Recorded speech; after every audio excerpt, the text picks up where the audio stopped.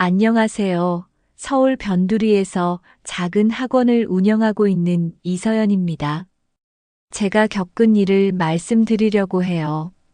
어머니 최미정의 장례를 치른 지 나흘째 되는 밤이었어요. 저는 눈물 자국이 마른 얼굴로 소파에 웅크려 있었죠.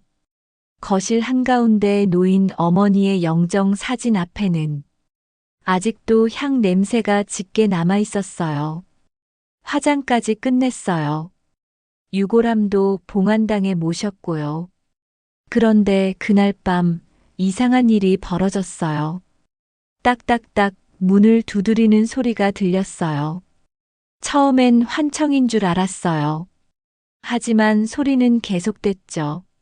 저는 소스라치며 인터폰을 확인했어요. 빗물에 번진 화면 너머로 누군가가 서 있었어요. 형체가 흐릿해서 누군지 알아볼 수 없었죠. 누구세요? 떨리는 목소리로 물었지만 대답은 없었어요. 그저 노크 소리만 계속됐어요. 저는 심장이 터질 것 같았어요. 혹시 도둑일까? 아니면 어머니 장례식에 왔던 누군가일까? 용기를 내서 문을 열었어요. 그리고 그 순간 저는 목이 막혀 비명조차 지르지 못했어요. 문 앞에 서 있는 사람은 어머니였어요. 분명히 화장까지 끝낸 어머니가 제 앞에 서 있었던 거예요. 어머니의 얼굴에는 검은 타박상이 여기저기 보였어요. 손목에는 밧줄에 묶인 자국이 선명했고 옷은 흙투성이에 찢어져 있었어요. 머리카락은 엉망이었고 발은 맨발이었죠. 비에 흠뻑 젖은 어머니는 그저 저를 바라보고만 있었어요. 엄마. 제 입에서 간신히 말이 나왔어요. 엄마가. 왜? 어머니는 천천히 입을 열었어요. 목소리는 쉬어 있었고 거의 속삭임에 가까웠어요. 서연아, 아직 끝나지 않았어. 저는 그 자리에서 주저앉고 말았어요. 이게 꿈인지 현실인지 알 수 없었어요. 어머니는 비틀거리며 안으로 들어왔고 저는 멍하니 그 모습을 지켜볼 수밖에 없었죠. 엄마, 대체 무슨 일이에요? 엄마는 죽었잖아요. 제가 직접 장례식을 치렀어요. 화장도 했고 어머니는 소파에 쓰러지듯 앉으며 말했어요. 나는 죽지 않았어. 그 사람이, 강도현이가 날 죽이려고 했어. 그 순간 모든 게 이상하게 맞아떨어지기 시작했어요. 어머니의 갑작스러운 죽음, 의사 소견서만으로 끝난 부검, 급하게 치러진 장례식, 그리고 그 모든 과정에서 너무나 침착했던 새아버지 강도연의 모습. 엄마, 천천히 말해봐요. 대체 무슨 일이 있었던 거예요? 저는 떨리는 손으로 어머니를 부축했어요. 어머니의 몸은 뼈만 앙상하게 남아 있었고 온몸에서 흙냄새와 곰팡이 냄새가 났어요. 어머니는 울먹이며 말했어요. 서연아, 나는 지옥 같은 곳에 갇혀 있었어. 그 사람이 날 산속에 묶어놨어. 제 머릿속이 하얘졌어요. 이게 대체 무슨 소리인지 이해할 수 없었죠. 하지만 어머니의 상처들은 거짓말을 하고 있지 않았어요. 그날 밤부터 저와 어머니의 악몽 같은 싸움이 시작됐답니다. 시간을 거슬러 1년 전 이야기를 해볼게요. 아버지를 잃고 혼자가 된 어머니는 외로움을 달래기 위해 복지관에서 봉사활동을 시작했어요. 저는 어머니가 다시 활기를 찾는 것 같아 기뻤어요. 그런데 그곳에서 어머니는 한 남자를 만났어요. 강도현이라는 사람이었어요. 첫인상은 나쁘지 않았어요. 건설 현장 관리자 출신이라고 했고, 키도 크고 말투도 차분했죠. 복지관에서 그는 항상 봉사자들을 챙기고 어르신들에게 친절하게 대했어요. 남들 앞에서는 정말 자상하고 듬직한 사람처럼 보였어요. 어머니가 처음 그 사람 이야기를 꺼냈을 때가 기억나요. 서연아, 복지관에 정말 좋은 분이 나한테 반찬도 가져다 주시고, 참 따뜻한 분이야. 저는 그냥 그래요. 좋은 분이시네요. 라고만 대답했어요. 그때는 별 생각이 없었거든요. 하지만 강도현이 우리 집에 자주 드나들기 시작하면서부터 뭔가 이상하다는 느낌이 들었어요. 그는 어머니에게 과하게 다가왔어요. 매일같이 전화하고 매일 집에 찾아왔죠. 심지어 어머니가 은행에 갈 때도 함께 따라갔어요. 엄마, 저 사람 좀 이상하지 않아요? 너무 집착하는 것 같은데. 제가 조심스럽게 말했을 때 어머니는 웃으며 대답했어요. 그게 뭐가 이상해. 그분이 날 좋아하시니까 그러는 거지. 서연이, 넌 아직 몰라. 강도현은 우리 집 대문 비밀번호까지 알고 있었어요. 어느 날 퇴근하고 집에 왔는데 그가 혼자 거실에서 TV를 보고 있었던 적도 있어요. 어머니는 어디 계세요? 제가 물었을 때 그는 장 보러 가셨어요. 제가 기다리고 있으라고 해서요. 라고 태연하게 말했어요. 제 눈에는 그의 모든 행동이 수상쩍었어요. 특히 어머니의 통장 관리까지 맡겠다고 나섰을 때는 정말 불안했어요. 엄마, 왜 통장을 그 사람한테 맡겨요?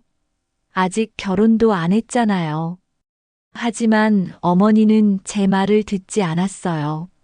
서연아, 넌 그분을 너무 의심해. 도연 씨는 내가 사기당할까봐 걱정해서 그러는 거야. 요즘 보이스피싱도 많잖아. 어머니는 완전히 그에게 빠져 있었어요. 그해 가을, 어머니와 강도현은 결혼했어요. 저는 끝까지 반대했지만 소용없었어요. 결혼식 날 강도현은 제 손을 꼭 잡으며 말했어요. 서연 씨 걱정 마세요. 어머니 잘 모실게요. 이제 우리 가족이니까요. 그의 눈빛은 진심처럼 보였어요. 하지만 저는 그 눈빛 뒤에 뭔가 차갑고 계산적인 것이 숨어 있다는 느낌을 지울 수 없었어요. 결혼 후 한 달쯤 지났을 때 어머니는 저에게 전화를 덜 하기 시작했어요. 요즘 엄마가 바쁘신가 봐. 전화해도 잘 안 받으시네. 걱정이 돼서 집에 찾아갔을 때 강도현이 문을 열어줬어요. 어머니는 주무시고 계세요. 요즘 몸이 안 좋으셔서요. 어머니 방에 들어갔을 때 저는 깜짝 놀랐어요. 불과 한 달 만에 어머니는 눈에 띄게 야위어 있었고 눈빛도 흐릿했어요. 엄마, 괜찮으세요? 많이 아파 보이는데. 어머니는 힘없이 웃으며 대답했어요. 괜찮아. 그냥 좀 피곤해서 그래. 그때 저는 확신했어요. 뭔가 심각하게 잘못되고 있다는 걸요. 하지만 그때는 이미 늦었답니다. 악몽은 이제 막 시작되고 있었어요. 결혼하고 2달쯤 지났을 때였어요. 어머니에게 전화를 걸어도 계속 받지 않으셨어요. 문자를 보내도 답장이 없었죠. 걱정이 돼서 집에 찾아갔지만 강도현은 어머니가 요양 중이라 면회가 어렵다며 저를 돌려보냈어요. 나중에 어머니에게 들은 이야기예요. 강도현은 결혼하자마자 본색을 드러냈대요. 제일 먼저 한 일이 어머니의 휴대폰을 빼앗은 거였어요. 요즘 스마트폰 너무 오래 보면 눈 나빠져요. 제가 관리해 드릴게요. 그렇게 말하며 휴대폰을 가져갔대요. 외출도 제한했어요. 밖에 미세먼지 심해요. 오늘은 집에 계세요. 요즘 독감 유행이래요. 나가지 마세요. 매번 그럴싸한 이유를 대며 어머니를 집안에 가뒀대요. 어머니는 처음엔 남편이 자신을 걱정해서 그러는 줄 알았대요. 하지만 가장 무서운 건 음식이었어요. 강도현이 직접 차려준 식사를 먹고 나면 어머니는 머리가 멍해지고 기억이 흐려졌대요. 처음엔 그냥 나이 들어서 그런가 보다 했어. 그런데 점점 심해졌지. 아침에 뭘 먹었는지도 기억이 안 나고 화장실 가는 것도 힘들 정도로 몸에 힘이 없었어. 어느 날 강도현이 어머니를 차에 태웠대요. 요양원에 상담 받으러 가요. 건강검진도 받고요. 어머니는 아무 의심 없이 따라갔죠. 차는 점점 도심에서 멀어져 산길로 접어들었어요. 여보, 여기가 어디예요? 요양원이 이런 곳에 있어요? 어머니가 물었을 때 강도현은 아무 대답도 하지 않았대요. 그저 묵묵히 운전만 했죠. 한참을 달려 도착한 곳은 폐가 된 공사장이었어요. 내려요. 강도현의 목소리가 차갑게 변했대요. 여보, 여기가 왜? 말이 끝나기도 전에 강도현이 어머니의 팔을 거칠게 잡아 끌었어요. 낡은 컨테이너 안으로 어머니를 밀어 넣었죠. 너 죽어야 내 인생이 자유로워.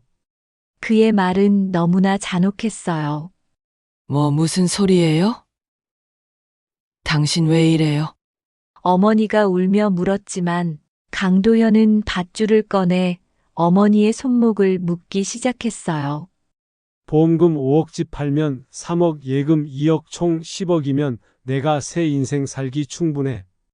그는 계산기를 두드리듯 차갑게 말했대요. 당신이 처음부터 돈 때문에? 어머니는 그제야 모든 걸 깨달았대요. 컨테이너 안에 묶인 채 어머니는 지옥 같은 시간을 보냈어요. 하루에 빵 한 조각과 물 한 컵만 받았대요. 강도현은 이틀에 한 번씩 와서 음식을 던져주고 갔죠. 아직 살아있네 생각보다 즐기시네요. 어머니는 점점 야위어 갔어요. 손목의 밧줄 자국은 깊어졌고 피가 나고 골맞어요. 밤에는 쥐들이 기어다녔고 여름 더위에는 컨테이너 안이 찜통처럼 뜨거웠대요. 서연아. 그때 난 죽고 싶었어. 차라리 빨리 죽는 게 나을 것 같았어. 그런데 기적이 일어났어요. 어느 날 폭우가 쏟아졌어요. 빗물이 컨테이너 안으로 새어 들어왔고 밧줄이 물에 젖어 조금씩 느슨해졌대요. 어머니는 남은 힘을 다해 손을 비틀었어요. 손목이 벗겨지고 피가 흘렀지만 결국 밧줄이 풀렸어요. 컨테이너 문은 안에서 잠긴 게 아니라 빗장으로만 걸려 있었대요. 어머니는 온 힘을 다해 문을 밀어냈어요. 그리고 폭우 속을 맨발로 기어서 산을 내려왔대요. 얼마나 걸렸는지 모르겠어. 몇 번이나 쓰러졌는지도 기억 안 나. 그냥 살아야 한다는 생각만 했어. 너를 봐야 한다는 생각만 했지. 어머니는 울먹이며 말했어요.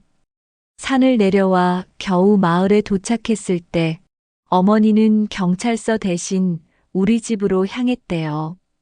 너한테 가야 한다는 생각밖에 안 들었어. 그런데 집에 왔더니 어머니는 말을 잇지 못했어요. 집에는 자신의 영정 사진이 놓여 있었고 장례식이 이미 끝난 뒤였던 거예요. 강도현은 어머니가 죽은 것처럼 꾸며놓고 장례까지 치러버린 거였답니다. 어머니를 안전한 곳에 숨긴 후 저는 곧바로 움직이기 시작했어요. 경찰에 신고하기 전에 먼저 강도현에 대해 철저히 조사해야 했어요. 증거가 필요했거든요. 제일 먼저 한 일은 강도현의 과거를 파헤치는 거였어요. 저는 사설 탐정을 고용했어요. 며칠 후 받은 조사 보고서를 보는 순간 저는 온몸에 소름이 돋았어요. 강도현은 과거에 이미 2번 결혼했었어요. 그것도 모두 중년 여성들과요. 그런데 더 충격적인 건 두 아내 모두 사고사로 사망했다는 거예요. 이게 말이 돼요? 2명 다 사고로 죽었다고요? 저는 탐정에게 물었어요. 네. 첫째, 부인은 5년 전 가스 폭발 사고로 사망했습니다. 집에서 혼자 요리하다가 가스가 새어 폭발했다고 하더군요. 탐정이 자료를 넘기며 설명했어요. 그리고 둘째 부인은 3년 전 차량 전복 사고로 사망했습니다. 산길을 운전하다가 절벽 아래로 떨어졌다고 해요. 그럼 경찰 조사는 안 받았나요? 제가 물었을 때 탐정은 고개를 저었어요. 두 사건 모두 단순 사고로 처리됐습니다. 하지만 여기 보세요. 그가 보험 관련 서류를 꺼냈어요. 제 손이 떨렸어요. 두 아내 모두 사망 직전에 거액의 보험에 가입했더라고요. 첫째 부인은 4억, 둘째 부인은 5억. 그리고 수익자는 모두 강도현이었어요. 이건 명백한 살인이잖아요. 더 조사를 하면서 또 다른 충격적인 사실이 드러났어요. 보험 가입 서류의 서명을 감정한 결과 두 아내의 서명이 모두 위조된 동일 필체였던 거예요. 이 서명들 모두 강도현이 직접 쓴 겁니다. 필적 감정 결과가 나왔어요. 저는 경찰서로 달려갔어요. 하지만 담당 형사는 회의적이었어요. 이서연 씨, 이미 종결된 사건들이고요. 게다가 어머니는 이미 화장까지 끝났다고 하셨잖아요. 시신도 없는데 어떻게? 형사님, 제 어머니는 살아계세요. 지금 숨어 계시고요. 그리고 이건 단순한 사기가 아니에요. 연쇄살인이에요. 저는 가져온 모든 자료를 책상 위에 쏟아냈어요. 형사는 자료들을 살펴보더니 표정이 굳어졌어요. 이게 정말이라면 이건 심각한 문제네요. 어머니를 당장 보호해야겠습니다. 그날부터 어머니는 경찰 보호 아래 안전 가옥에 머물렀어요. 경찰은 본격적으로 수사에 착수했어요. 강도현의 전 부인들이 살던 집을 재조사했고 금융거래 내역을 추적했어요. 그 과정에서 더 많은 증거들이 나왔어요. 첫째 부인이 죽기 일주일 전 강도현이 가스 배관 수리업체를 불렀던 기록이 있었어요. 하지만 그 업체는 실제로 존재하지 않는 곳이었죠. 둘째 부인의 차량 사고도 마찬가지였어요. 사고 직전 브레이크 라인이 교체됐는데 그 부품이 불량품이었다는 사실이 뒤늦게 밝혀졌어요. 이 사람은 치밀하게 계획한 거예요. 완전 범죄를 꿈꿨던 거죠. 형사가 말했어요. 하지만 이번엔 실수했네요. 어머니가 살아서 돌아오신 거니까. 저는 어머니의 전 재산 내역도 확인했어요. 결혼 후 2달 만에 통장에서 2억이 빠져나갔더라고요. 강도현 명의의 계좌로 이체된 거였어요.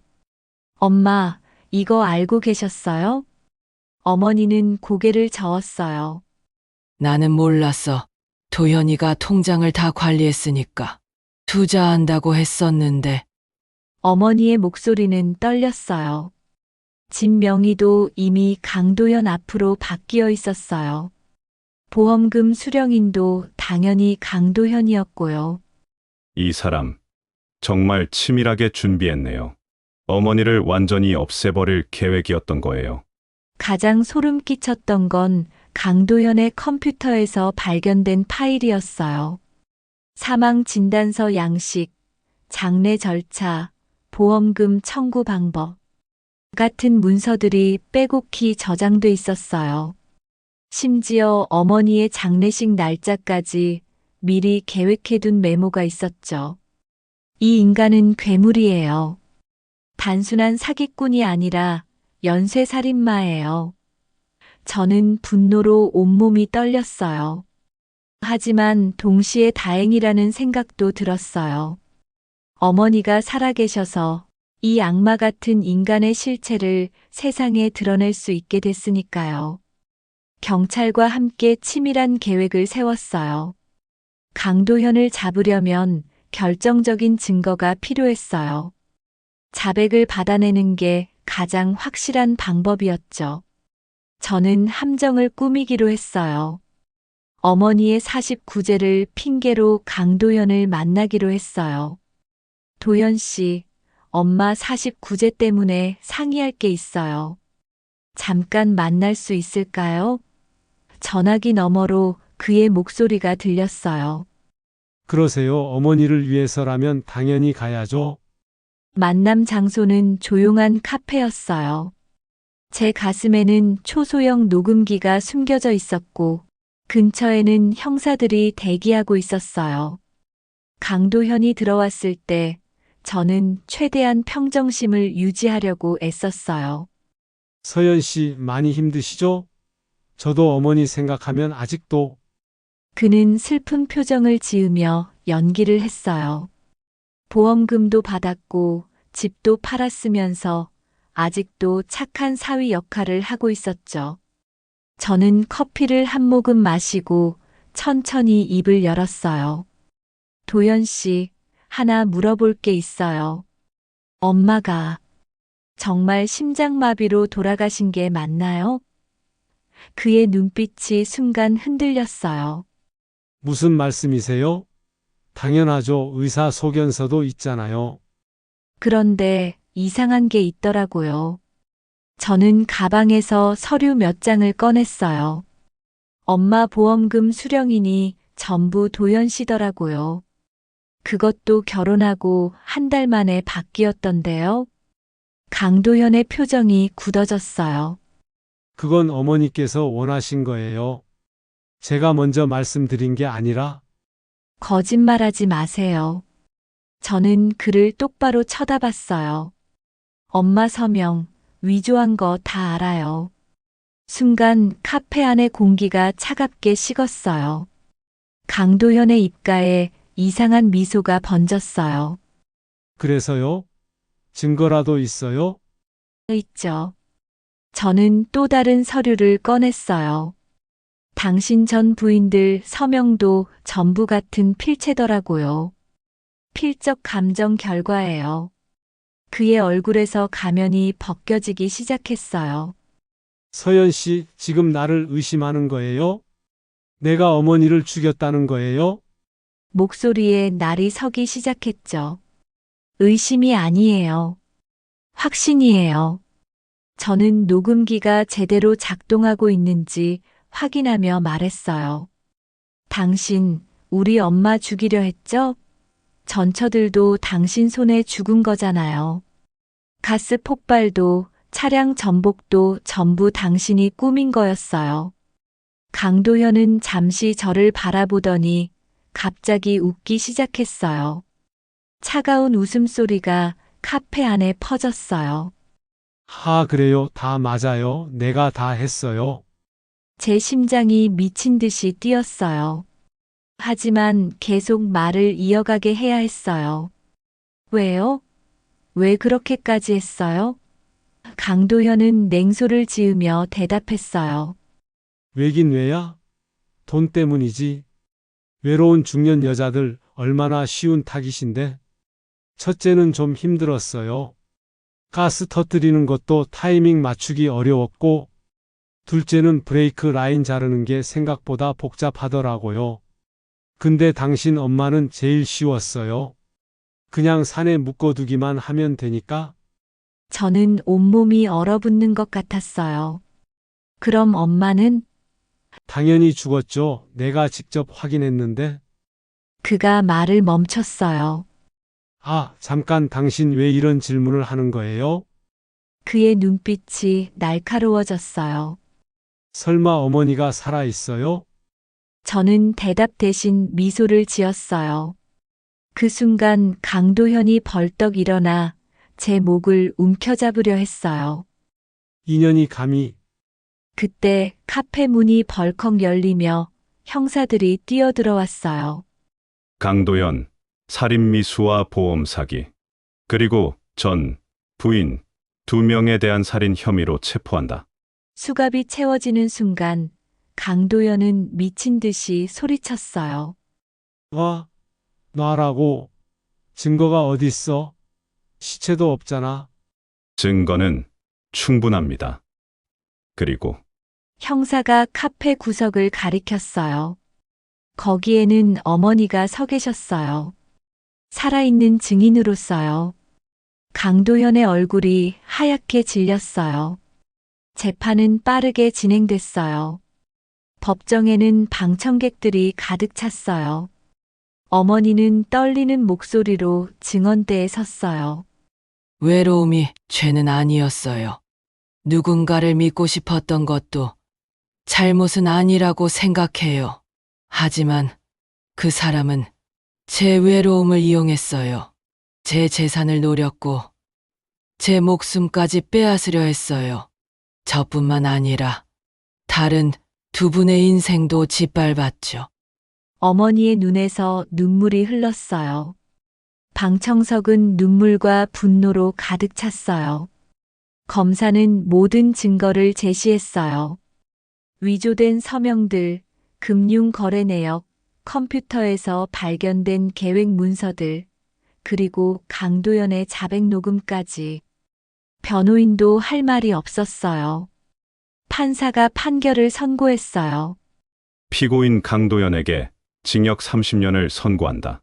피고인은 계획적이고 잔인한 방법으로 여러 여성들의 삶을 파괴했으며 이는 용서받을 수 없는 범죄다.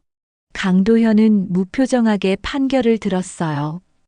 재판이 끝나고 몇 달 후, 저와 어머니는 새로운 일을 시작했어요.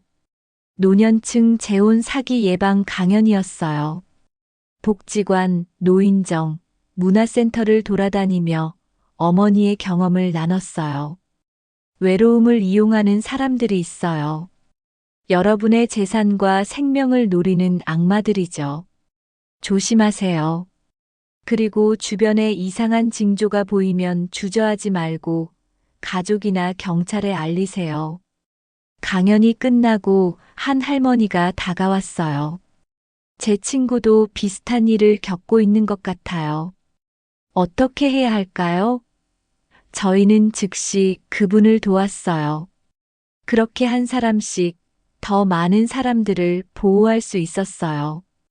어느 날 저녁, 어머니와 함께 산책을 하며 말했어요. 엄마, 이제 괜찮으세요? 어머니는 제 손을 꼭 잡으며 대답했어요. 아직 악몽을 꿀 때도 있어. 하지만 내가 있어서 다행이야. 저는 깨달았어요. 진짜 지옥은 외로움이 아니라 그 외로움을 파고드는 악마 같은 인간들이라는 것을요. 하지만 우리는 이겼어요. 함께였기 때문에.